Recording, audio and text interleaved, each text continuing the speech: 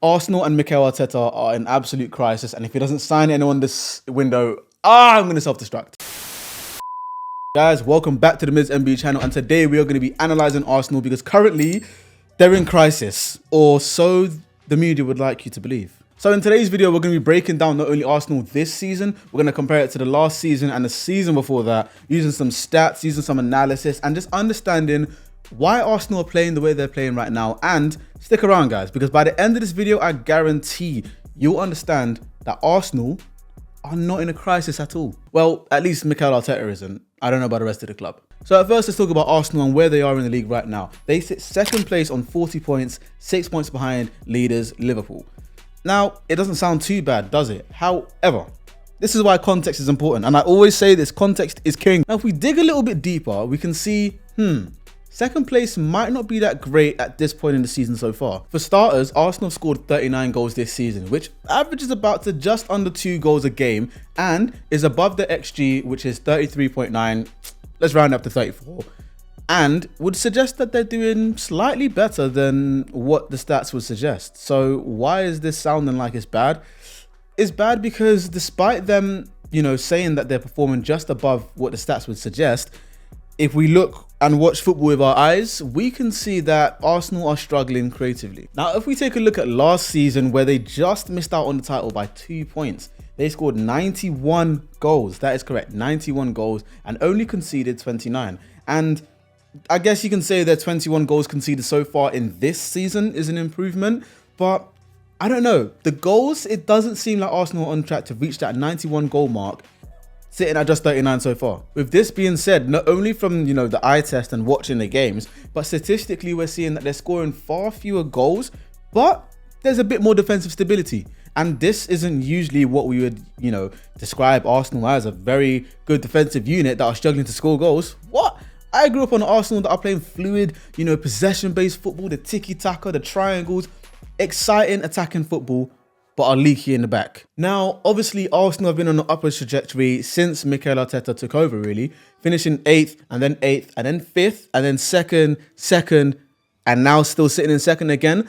This doesn't look like a manager whose job should potentially be on the line or under extra scrutiny. This doesn't look like a club in crisis, but if we look back to how Arsenal were before Mikel Arteta came in, I think this crisis talk is definitely unwarranted. Now, I'm going to pan to a video that I made earlier on in this year talking about Arsenal and asking whether or not Arsenal have the best defense in Europe in terms of the roster, and comparing it basically to when Arteta came in and there was a bunch of defenders that simply weren't good enough for a competing team in the Premier League. Now, the reason why I think Arsenal have gone away from, especially how they were playing in the 22-23 season, where we were seeing fluid attacking football, so many different dynamic movements up front. I think the reason why Arsenal have moved away from this is because when Arteta came in, Arsenal's defense was so leaky, it was a joke. Honestly, a massive joke. So much so that our record away against other top teams in the top 6 against United, Chelsea, Tottenham, City, and Liverpool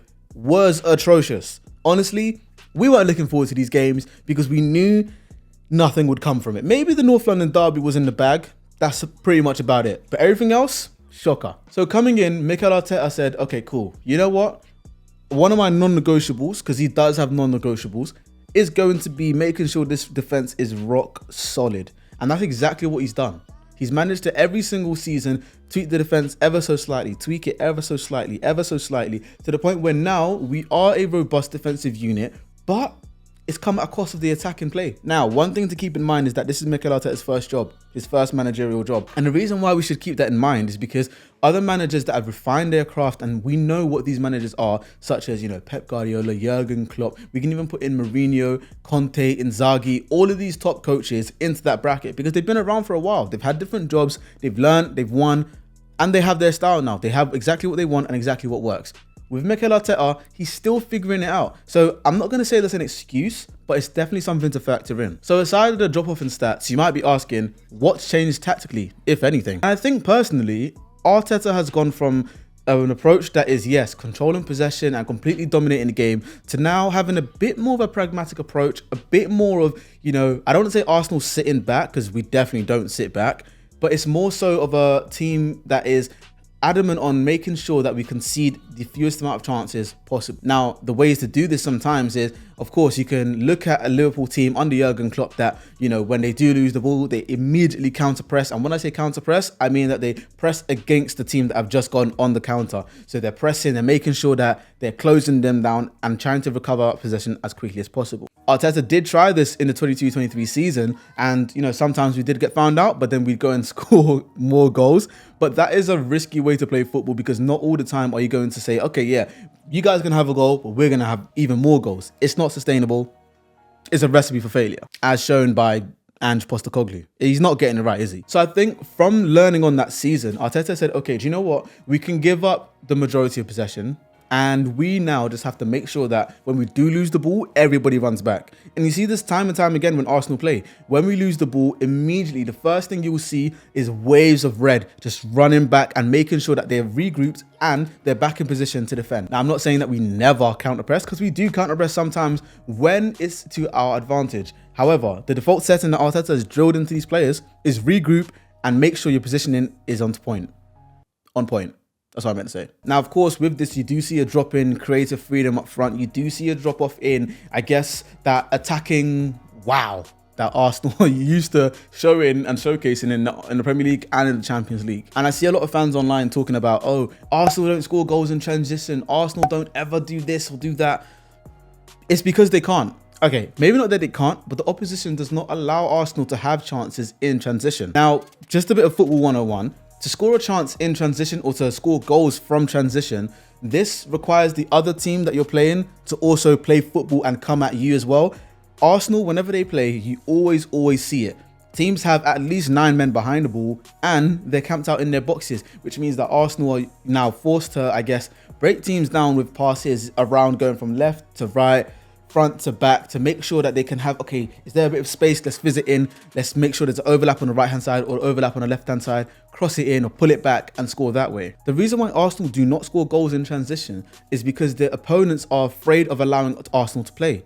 Now, we see this time and time again. Last season, when Arsenal was scoring goals 5, 6, 4, 5 back to back, this was because oppositions were allowing Arsenal to play. And one thing that you do not do, historically even, is give Arsenal time and space to play football, because Arsenal will kill teams. They will kill teams doing this.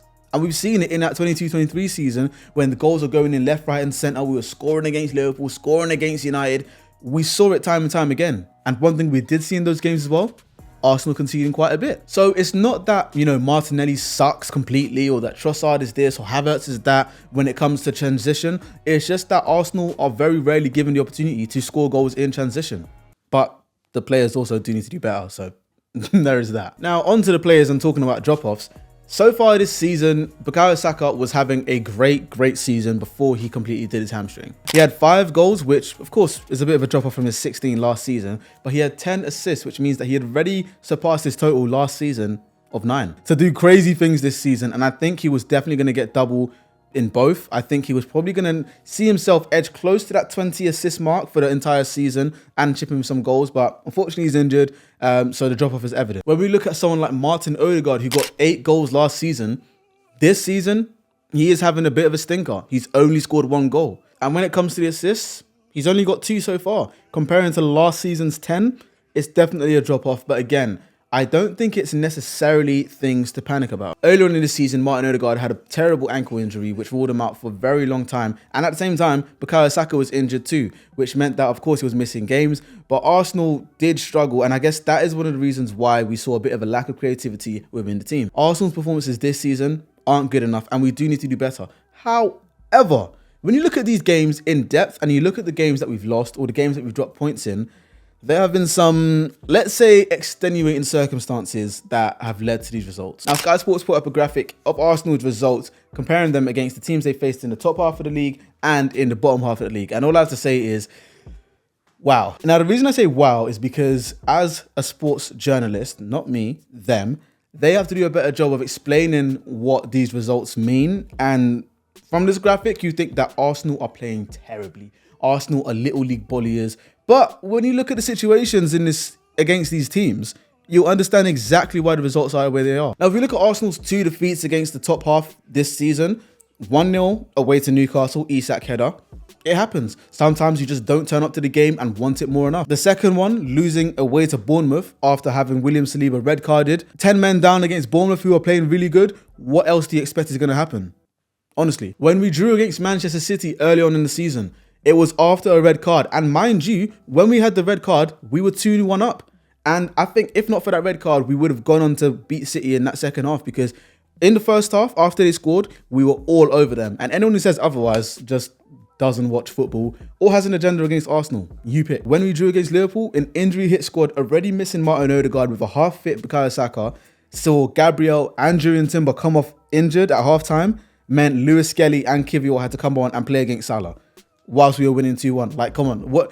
I'm not making excuses. This is context and this is facts. When we drew both times against Brighton this season, home and away, were due to one, Declan Rice getting a shoddy red card that he never should have gotten, because simply after that incident, the rule just all of a sudden vanished. We saw players kick the ball away and not get booked or received a second yellow. So there's that. And then away at the Amex, we saw a penalty given for something that I have never seen in my 24 years of life given as a penalty. Again, these aren't excuses. These are logical reasons, and well, you know, I don't know about logical, but they're definitely reasons as to why we dropped points and why we are where we are right now. Second place in the league, 6 points behind Liverpool, who have a game in hand. When you ignore the nature of those 4 games and the nature that those results were under, of course it's going to make it look worse than it is. But I promise you it's not that bad. Now, when it comes to Arsenal reinforcing and, you know, saying that, you know, we need an attacker. We've wanted a number 9 for 3 years and we haven't got a number 9. We only have Jesus. We wanted Isak. We ended up with Havertz. Mikel Arteta needs to go. Mikel Arteta this, Mikel Arteta. Calm down. Let's all calm down and take a deep breath. I personally think the blame is not on Mikel Arteta. The reason why I say this is because when you look at the players that Arsenal have targeted and Mikel Arteta himself has said that he wants, not in the public because that's not his thing, but according to reporters, Mikel Arteta has put these players on the top of their list, on top of his wish list. He wants to play with these players. If you compare those to the players that we ended up with, I'm not going to say that the players we ended up with are all terrible, but the comparisons, they don't level up. Arteta wanted Rafinha, didn't get him. He wanted Mudryk, didn't get him, which was probably a blessing in disguise. We got Trossard instead. But Trossard is a player who's consistently inconsistent. As harsh as it sounds, yes, he's clutch when he comes off the bench, but when he starts, he's not that great. And then he gets benched. And it's a vicious cycle. We've seen it before. He wanted Vlahovic, didn't get him. He wanted Isak. The board said, he's not worth that much. Now look at the way he's playing. Even this summer, we wanted Ben Sesko as a number 9. We weren't able to get him for whatever reason. Arsenal wanted Bruno Guimaraes. In the same window, they wanted Isak, by the way. And for some reason, we didn't get him. Mind you, the agreements on personal terms were there. Edu just never struck the deal. I think with fans, it's very easy to say, manager, it's you're at fault. Which I guess is understandable because we'll never really know the true inner workings of the behind the scenes unless we get a full-length, unedited version of the All or Nothing series. But I don't think this is on the manager. Honestly, when it comes to recruitment, I don't think it's on the manager. Now, this is the first January window without Edu whilst Arteta's there. So it will be interesting to see who the interim sporting director brings in, if anyone. But again, I just don't think it's on Mikel Arteta. And Mikel Arteta is a manager who isn't afraid to let the board know that, yo, we need to invest and we need to invest properly to keep up with the likes of City, Liverpool, if we want to win the league, if we want to win the Champions League and continue being competitive. He did it when he first came. And recently, he's just done it again. Now, a manager who simply isn't ambitious, a manager who simply doesn't want to buy players, wouldn't come out and criticize the board and say we need to spend. However, in the same light, Mikel Arteta is one to defend the board, as we've seen him say that, you know, Stan and Josh Kroenke are one of the most competitive and ambitious people he's ever met. I just think that there's more to it than Mikel Arteta not being a great manager, because he definitely has proven that he is a great manager. Now, you might say, okay, Mids, we've heard you, we've understood. It's not as bad as it seems, but it does need help. So what's next for Arsenal? I'm glad you asked that question, because me personally, I think the easiest thing to do right now for Arsenal is to buy someone in January. Honestly, with games coming thick and fast, Saka still isn't back yet. Odegaard looks a bit lost. Sterling, I don't know what's happening with him. Whenever injured, things are looking lackluster in the attack. Please, let's buy, and let's buy. And maybe buy. However, I'd love to hear from you guys. I honestly want to know, what do you think is next for Arsenal in this coming season? Do you think it's make or break for Mikel Arteta? Or do you think that I've made a bit more sense of the situation at Arsenal and why the results are going the way they are? And why we're seeing Arsenal play a bit more of a defensive and slow approach compared to the attacking tiki-taka that we've seen over the years. Or maybe that's not even it. Maybe there are some bigger issues that Arsenal need to address. Now on screen, you're going to see a video pop up where I have already gone through 3 players that Arsenal should definitely sign to replace the injured Bukayo Saka and add to their attack. So you guys watch that and let me know what you think. In the meantime, leave a like, leave a comment down below, subscribe to join MB United, and I will see you when I see you. Peace.